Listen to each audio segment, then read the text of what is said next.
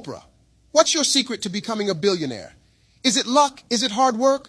Tell me, what is it? Listen, Steve, it's all about getting your mindset right. That's when you can begin manifesting. There's a friend of mine, his name is Wesley Virgin, and he has a 20-word script that I recite every morning and at night, and I'm already seeing results.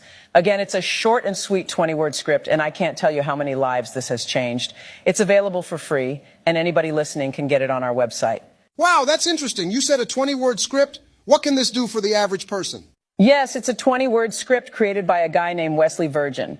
I'm always hearing about it from celebrities at parties in the Hollywood Hills. And listen, they might come after me for talking about it.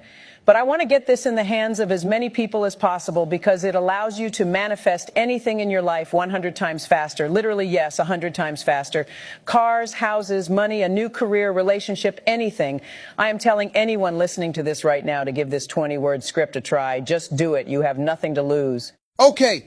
You heard it from the legend herself, Oprah Winfrey. Check the 20-word script. It's free, guys. Test it out. I'm going to do it tonight as well, and I'm excited. Just check it out.